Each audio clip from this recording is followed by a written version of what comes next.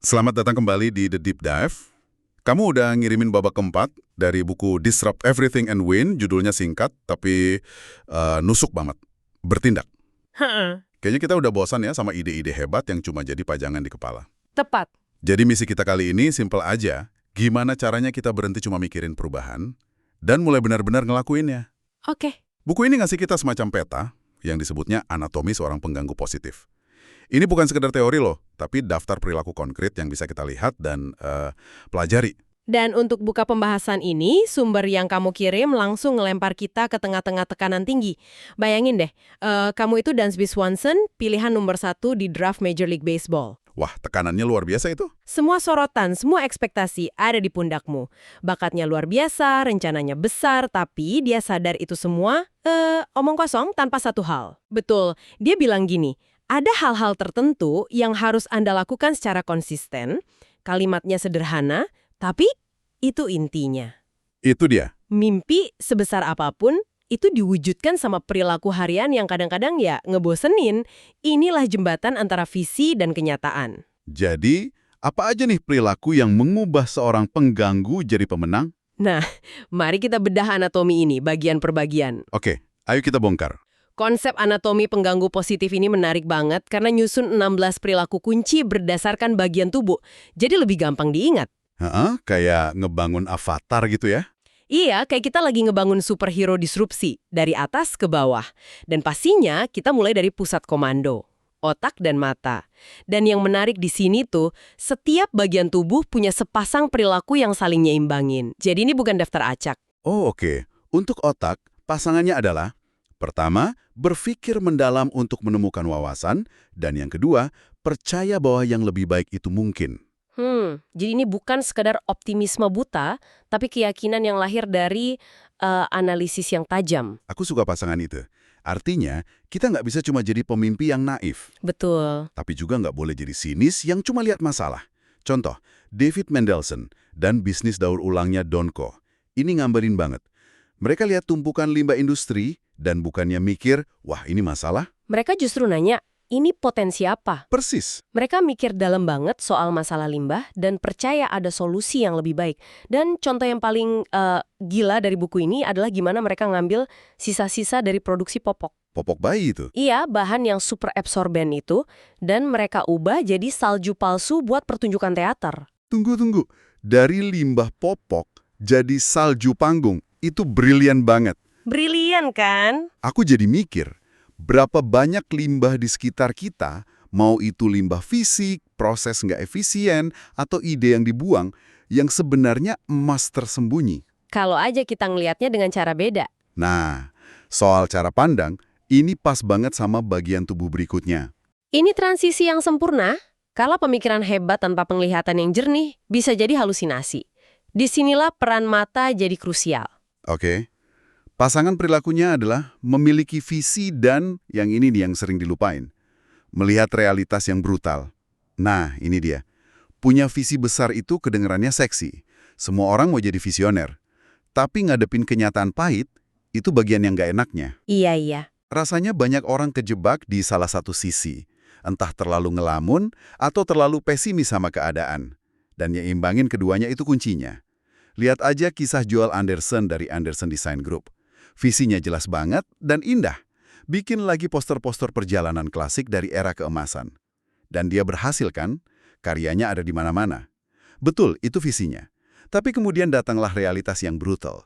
Dia didiagnosis penyakit Parkinson. Penyakit yang nyerang kemampuan motorik halusnya. Inti dari keahliannya sebagai seniman. Wah, ini pukulan telak. Visinya bisa aja mati saat itu juga. Bisa aja, tapi enggak. Bukannya nyerah sama visinya, dia justru beradaptasi sama kenyataan. Gimana caranya? Dia nggak bisa lagi gambar dengan presisi yang sama, jadi dia ubah perannya. Dari seorang seniman tunggal, dia jadi konduktor orkestra. Maksudnya? Dia rekrut tim seniman berbakat lainnya dan ngarahin mereka buat wujudin visinya. Perannya berubah, tapi visinya tetap hidup. Dia lihat realitas brutal itu, natap langsung, dan nemuin jalan lain buat nyampe ke visinya. Keseimbangan itu kuncinya ya. Oke, dari otak dan mata kita turun ke alat komunikasi. Setelah melihat, selanjutnya mendengar dan berbicara. Disrupsi sering gagal bukan karena ide jelek. Tapi karena komunikasi yang jelek. Tepat. Ayo kita bahas telinga dan mulut. Untuk telinga, pasangan perilakunya adalah mendengarkan untuk memahami dan mendengar apa yang tidak terucapkan. Ini jauh lebih dalam dari sekedar dengerin kata-kata. Ini soal nangkep getaran di dalam ruangan. Ketakutan, harapan, keraguan yang nggak diungkapin. Oke, mendengar yang tak terucap itu kedengarannya keren. Tapi praktisnya gimana caranya? Kisah Vanessa Ogle dari NCO pas pandemi COVID-19 itu contoh yang pas banget. Iya, perusahaannya kan melayani industri perhotelan. Yang tiba-tiba mati total. Pendapatannya anjlok nyaris ke nol. Apa yang Vanessa lakuin itu beda. Dia nggak cuma ngadain rapat, terus nanya klien hotelnya, kalian butuh apa? Karena jawabannya pasti, kami butuh tamu. Betul, yang tentu aja nggak bisa dia kasih. Sebaliknya, dia benar-benar mendengarkan. Dia dengar kepanikan di suara mereka. Dia ngerasain ketakutan mereka soal kebersihan dan keselamatan. Jadi dia mendengar kebutuhan yang tak terucap itu. Persis, kebutuhan kayak gimana cara kita yakinin dunia kalau nginep di hotel itu aman lagi. Dia nggak dengar permintaan, tapi dengar masalah yang mendasarinya. Iya. Dan dari pemahaman mendalam itulah timnya berinovasi. Mereka ciptain teknologi baru seputar kebersihan, kontrol tanpa sentuh, komunikasi keamanan buat tamu. Solusi ini nggak cuma nyelamatin perusahaan, tapi juga ngasih kliennya alat buat bertahan hidup. Luar biasa. Lalu gimana sama sisi lainnya? Berbicara. Setelah kita dengar, kita kan harus ngerespon. Ini soal mulut. Mengatakan sesuatu yang cerdas dan tetap pada pesan. Ini soal punya substansi sekaligus konsistensi. Oke. Jurnalis olahraga legendaris Mike Lupica itu contoh sempurna. Mentornya pernah bilang, suara seorang kolumnis itu kayak tangan kiri petinju. Kamu punya atau nggak punya sama sekali. Tapi kan nggak semua orang lahir dengan suara sehebat Mike Lupica. Apa ini sesuatu yang bisa dipelajari atau murni bakat alami ya? Nah, ini pertanyaan bagus. Haha, rasanya banyak orang susah banget nemuin suaranya. Mungkin punya itu bukan berarti bakat dari lahir, tapi soal nemuin perspektif unikmu dan berani nyuarainnya. Itu bagian mengatakan sesuatu yang cerdasnya Lupica. Dia nggak cuma ngelaporin skor kan? Nggak sama sekali. Dia ngasih analisis, konteks, opini tajam yang nggak bisa didapat di tempat lain. Tapi bagian yang bisa dipelajari siapa aja, itu yang kedua. Tetap pada pesan. Konsistensinya itu ya. Selama puluhan tahun, setiap minggu, di setiap kolomnya, dia nyampein suara itu secara konsisten. Inilah yang bangun kepercayaan. Audiensnya tahu apa yang bakal mereka dapat, dan mereka percaya sama dia. Masuk akal. Jadi, suaramu mungkin butuh waktu buat ditemuin, tapi konsistensi adalah sesuatu yang bisa kita latih dari hari pertama. Oke, masuk akal.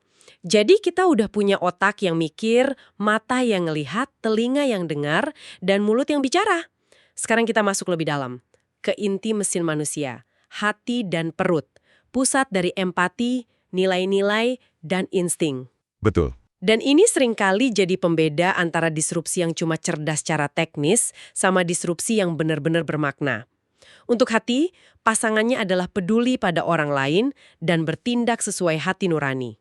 Seberapa sering sih disrupsi yang kita lihat sekarang benar-benar didorong oleh hati, bukan cuma soal untung dengan narasi sosial yang bagus di atasnya? Nah, itu dia. Kisah Alicia Wallace di buku ini rasanya otentik banget. Dia punya karir hukum yang mapan. Jalan hidupnya udah jelas. Terus dia pergi ke Sierra Leone. Dan perjalanan itu ngubah segalanya. Betul, dia lihat ketidakadilan dan kemiskinan yang begitu ekstrim sampai hati nuraninya nggak bisa diem. Dia nggak bisa balik ke hidupnya yang nyaman dan pura-pura nggak lihat apa yang udah dia lihat. Hati nuraninya terus berteriak. Jadi dia bertindak, dia ninggalin karirnya dan mulai bisnis yang nyiptain pekerjaan yang adil dan berkelanjutan buat para perajin di Afrika.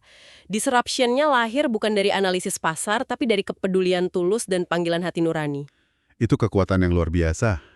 Tapi di sisi lain ada perut atau insting. Sebentar, soal insting ini agak bahaya nggak sih? Banyak banget keputusan bisnis yang buruk lahir dari insting yang ternyata cuma bias pribadi atau emosi sesaat. Gimana kita bedainnya? Itu dia, ketegangan yang krusial. Pasangan perilaku untuk perut adalah percayai insting Anda dan menerobos rasa gugup. Kuncinya ada di situ. Menerobos rasa gugup. Buku ini nggak bilang ikuti emosi sesaatmu. Oke. Insting yang dimaksud di sini seringkali hasil dari pengenalan pola di alam bawah sadar, buah dari pengalaman bertahun-tahun. Datamu mungkin bilang satu hal, tapi pengalamanmu ngerasain ada sesuatu yang salah atau benar. Kayak kasus Chris McIntosh, direktur atletik di University of Wisconsin. Dia bikin keputusan yang sangat nggak populer kan? Sangat. Dia ganti pelatih sepak bola yang di atas kertas sukses banget. Semua data nunjukin pelatih itu bagus. Para penggemar cinta banget sama dia. Secara data, keputusannya nggak masuk akal. Sama sekali. Publik ngeritik dia habis-habisan. Dia pasti gugup banget. Tapi instingnya, perutnya, ngerasain adanya stagnasi. Dia lihat pola-pola kecil yang nggak ketangkap statistik yang bilang tim ini udah nyampe puncaknya. Dan nggak akan bisa lebih jauh lagi. Betul. Di bawah kepemimpinan yang sama, dia percaya sama pola yang dirasain itu, nerobos rasa takut dikritik, dan bertindak. Keputusan kayak gini bukan anti data, tapi melampaui data. Oke, ini mulai nyatu semuanya. Visi dari mata, empati dari hati, intuisi dari perut. Semua ini harus diwujudkan dalam tindakan nyata. Pada akhirnya, nggak ada yang terjadi kalau kita nggak gerak. Betul. Mari kita bicara tentang bagian terakhir dari anatomi ini. Tangan dan kaki. Ini bagian eksekusi. Untuk tangan, pasangan perilakunya adalah melepaskan yang baik untuk mendapatkan yang lebih baik dan rela kotor tangan. Ini semua tentang pengorbanan dan kerja keras. Yang sesungguhnya. Melepaskan yang baik untuk yang lebih baik itu kedengarannya gampang, tapi prakteknya berat banget. Artinya ninggalin zona nyaman, keamanan finansial, status. Benar. Kisah Chris Whitney ini contoh yang ekstrim. Dia pengusaha konstruksi sukses, hidupnya udah baik. Sangat baik. Sampai bisnisnya goyah dan untuk sementara dia dan keluarganya harus bergantung sama bank makanan buat bertahan hidup. Wah. Pengalaman itu ngancurin dia sekaligus ngebangun dia lagi.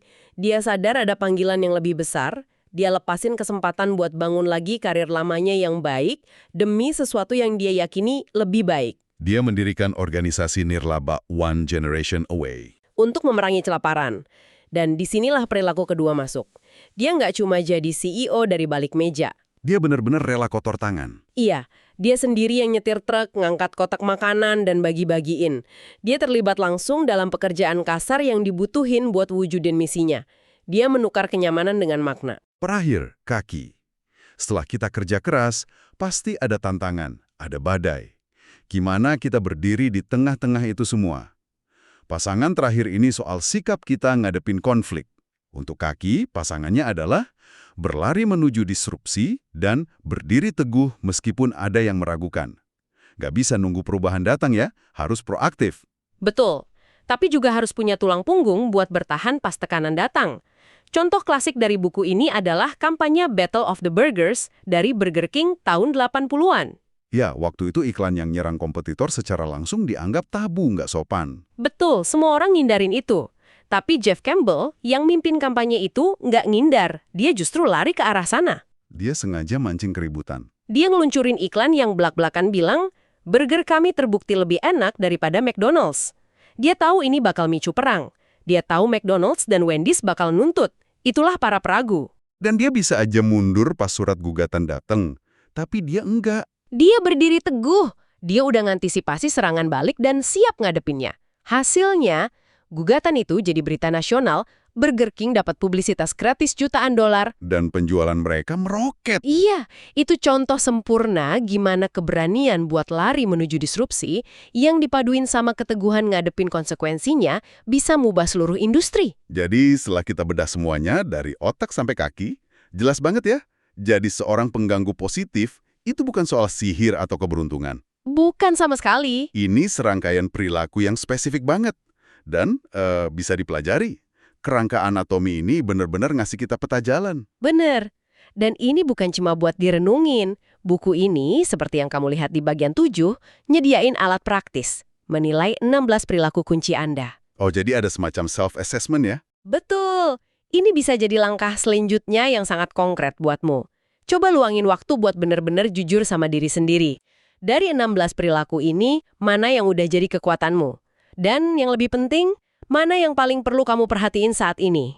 Dan ini bukan soal dapat nilai A+ di semua area, kan? Lebih ke kesadaran diri aja. Tepat sekali.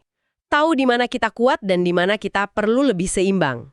Dan sebagai penutup, ada satu pemikiran yang pengen kami tinggalin buat kamu renungin. Apa itu? Buku ini dengan sengaja memasangkan ke-16 perilaku ini. Kenapa ya? Mungkin karena disrupsi yang efektif itu bukan soal jadi ekstrim, tapi soal nemuin keseimbangan yang dinamis. Masuk akal. Kamu harus punya visi besar dan lihat realitas yang brutal.